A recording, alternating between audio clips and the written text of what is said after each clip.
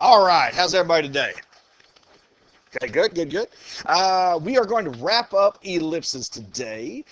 Quickly want to review eccentricity, and then we have one last problem, and then, yeah, oh, well, thank you. Then the rest of the day, the class period, I'm just going to go ahead and let you work on your assignment, which you picked up today. It's going to be due on Friday. And then tomorrow, of course, what's happening?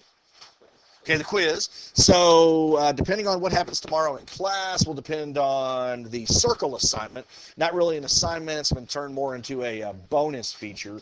But if everybody who shows up tomorrow has completed that circle packet, everybody will get to work together on the quiz. And that's probably a good thing because I did throw some fractions in on there, and everybody loves fractions, right? Okay, yay, okay. So if not everyone brings their circle packet, then that will just turn into the bonus 10 points for the quiz. Okay, so that's what's happening tomorrow.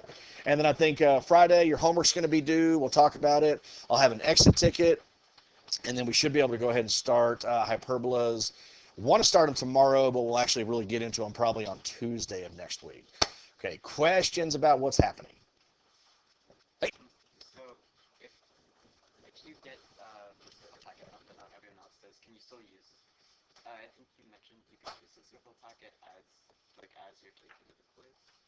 I'll actually use it during the quiz?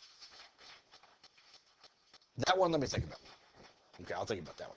Okay, yes. Yes, it is, and I don't know if I have any more over here. There's parabolas. Yeah, I got circles right here.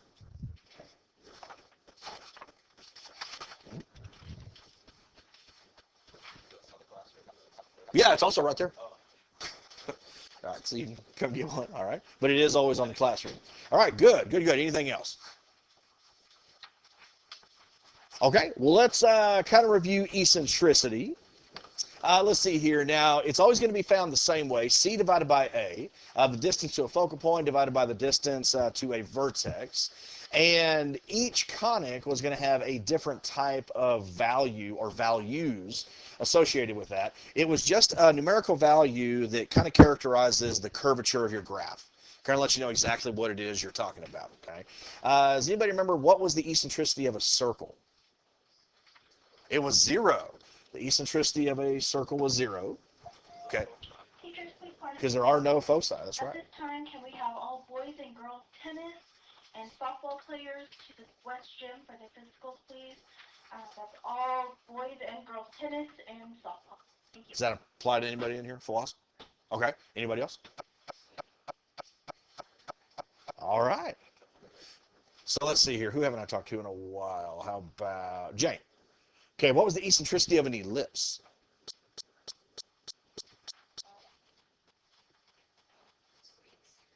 Between 0 and 1. Okay. So 0 less than e less than 1. Okay. Let's see here. How about Jack at the back? Okay. What was the eccentricity of a parabola?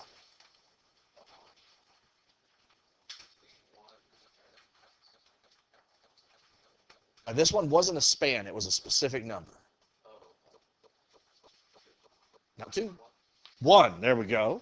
So the eccentricity of a parabola is always 1 because you have your congruent distances. And Bethany, finish it off for me. What was the eccentricity of a hyperbola? Well, let's see what we got so far. We have 0, between 0 and 1. We have 1. So if we continue that progression, what's all that's left? What kind of values? How would it compare to 1?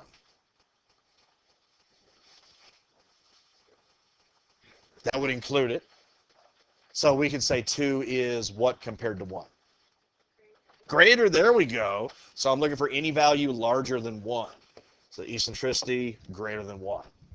Okay, and the reason we're going to find that with hyperbolas is because C is always going to be the largest distance for those graphs, but when we're dealing with ellipses, A is always the larger graph, or the larger distance, I should say. Okay, good, good, good, good. Well, I thought about it this morning. This problem right here is a great problem. If you want extra practice, you know, it is worked out on the notes for you, but I went ahead and put together a different general form because I want you to see, something particular about this one. Okay. It's not that it's really more challenging. It's just that it's a different type than what we've seen so far in the past couple of days. So if you want to write that where we would have solved it, or maybe on the back of your packet, whatever the case is. Okay. After we take this general form and rewrite it into the standard form, I want to go ahead and find 5 items about it: the center, the vertices, the co-vertices, the foci, and then finally the eccentricity. Okay, so we'll go ahead and work together on rewriting this by completing the square, and then I'll give you a little bit of time to find those 5 items. Okay, so 2x squared plus 7y squared plus 24x plus 84y plus 310 equals 0. If we were going to rewrite this, okay, Ethan, what would be your first step? Group the x's and the y's. Okay, group the x's and the y's together. That's a perfect first step. So 2x squared plus 24x plus 7y squared plus 84y. And I'm also going to go ahead and move that constant over at the same time. So it equals a negative 310. Okay. Now, what's the one defining rule for completing the square? The coefficient of the quadratic term has to be what? Has to be 1. So unlike the circles and the parabolas that we've seen before, I can't just divide through because that's not going to make both x squared and y squared have a 1 in front. So we're going to go ahead and factor these out. Let's pretend they're GCFs. So for the x's, I'm going to pull out the 2. That would be x squared plus what? 12x plus some number. I'm going to leave a little bit of room because I'm about to complete the square. Plus, now I'm going to do the same thing for the y's. I'm going to pull out the 7. So that would be y squared plus what? It is also 12. Okay, so 12y plus, again, some number equals negative 310. And then I'm going to go ahead and add whatever I find over here.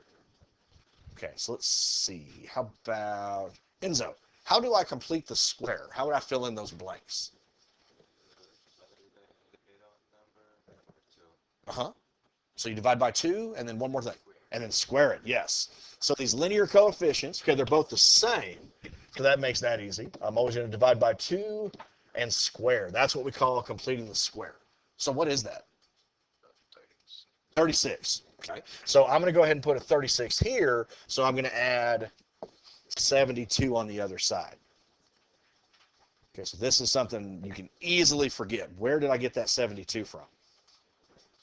There you go. See here, when you decided to factor the coefficient out, we're not just adding a 36, we're adding 2 times 36. You always want to multiply by that coefficient you pulled out as a GCF. So half of 12 squared is still 36, but what times 7? 252. There we go. Everybody's okay so far? Now, my perfect square trinomials, we want to go ahead and condense those to squared binomials. We're still going to have these coefficients in front. So this would be 2 times what squared binomial?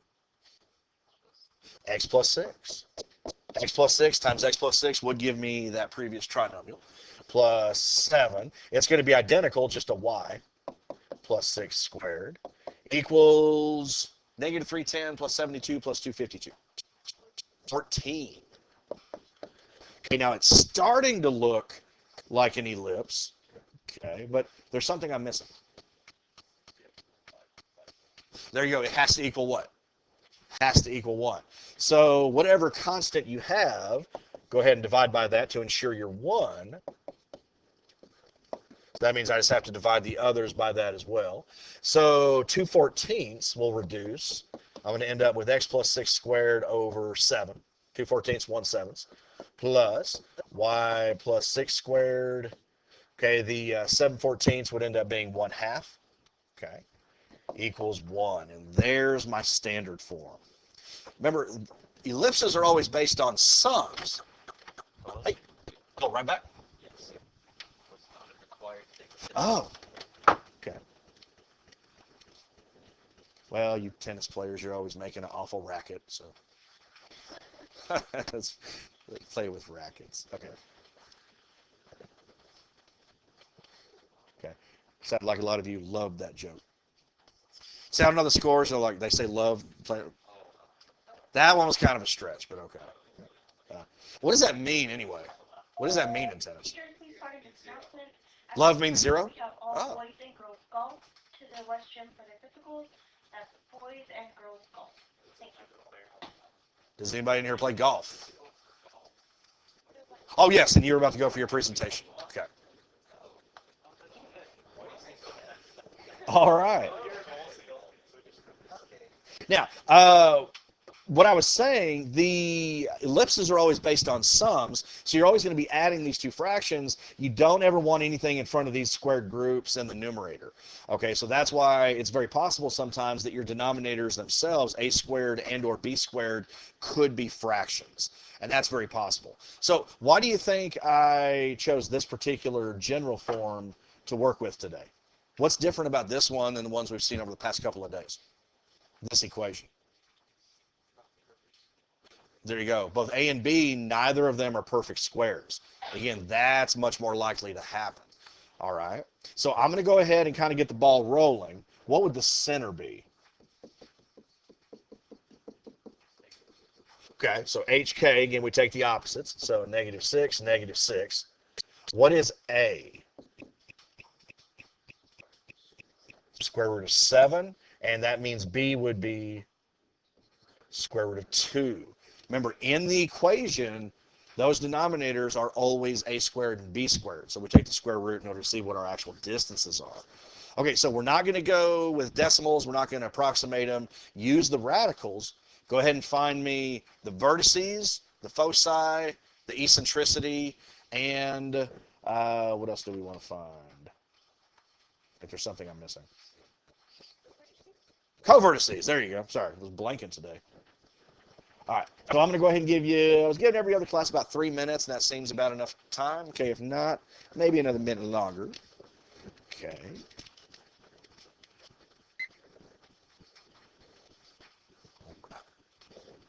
Now, I'm not necessarily looking for a sketch. If you want to go ahead and sketch one to kind of help you visualize what's happening, that's fine. Okay, I'm just interested in those items.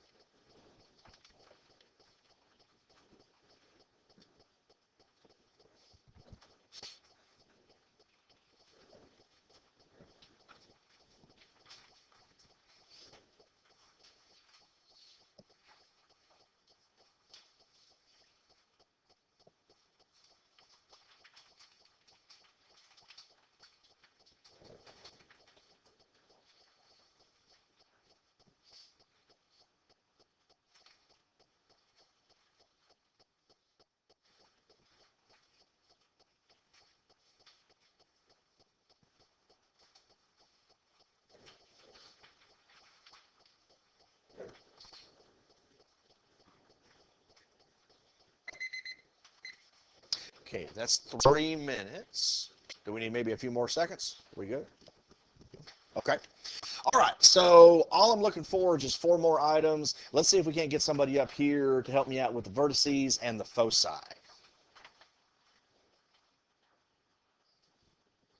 So many hands.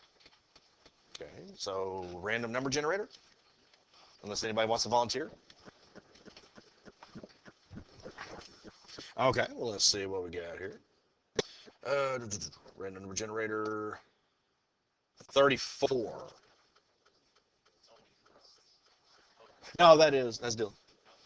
Okay. I know, but I didn't program it. It says random in the names. I don't know. Maybe it's not so random. I don't know. Which ones? I just need the vertices and the foci. But I will agree when I hit, generate, it tends to lean towards the higher numbers. Jack, are you saying you would want to come up instead? I'm just in favor of. As far as I can tell, it's.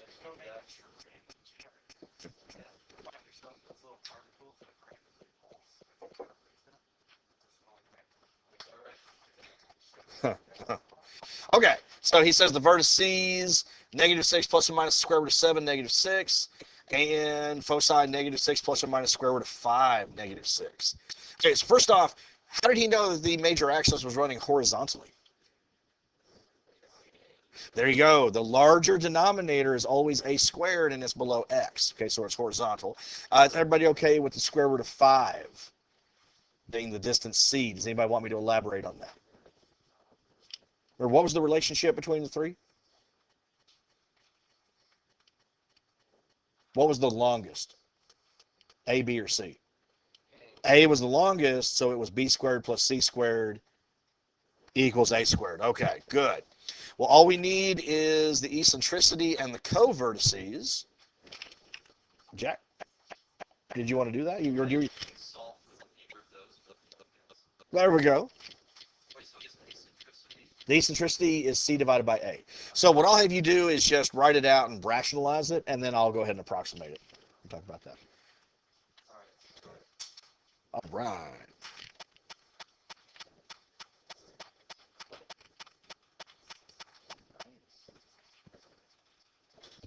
So my C was.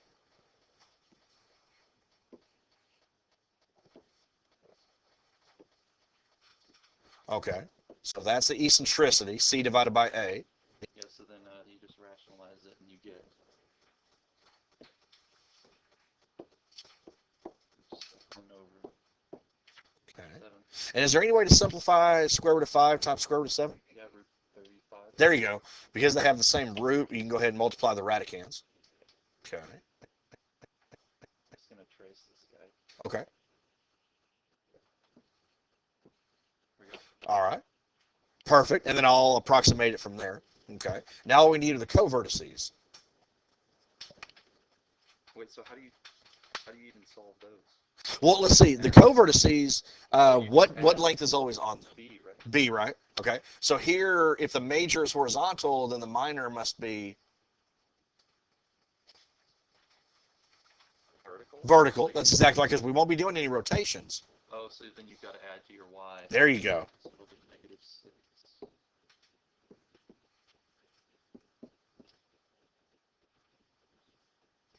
Root 2.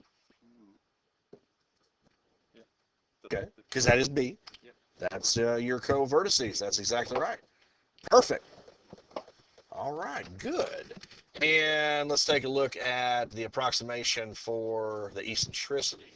So the square root of 35 over 7. Okay. So it's definitely between 0 and 1. Now it's 0.85, let's say. So if we were to sketch this, I mean, what should we be visualizing? Is it more circular? Is it more stretched? Okay, it's going to be a more stretched graph because it's closer to 1. All right, good, good, good. How many people had that right? Okay. Well, you got it right, so you can definitely count yourself in there. Okay, good, good, good. All right. Are there any other questions when it pertains to ellipses? Anything we're not understanding? Okay, then I'm going to go ahead and turn you guys loose. I'm showing 10:24. Remember, we get out of here at 52, so that is almost a good solid 30 minutes. The homework is due on Friday. If you haven't completed the circle assignment yet, maybe this is the perfect opportunity to go ahead and do so, which would allow you guys to work tomorrow together on the quiz. So, one of the two. I'll be around. If you want to listen to music, I'm okay with that, just as long as you're working. Okay.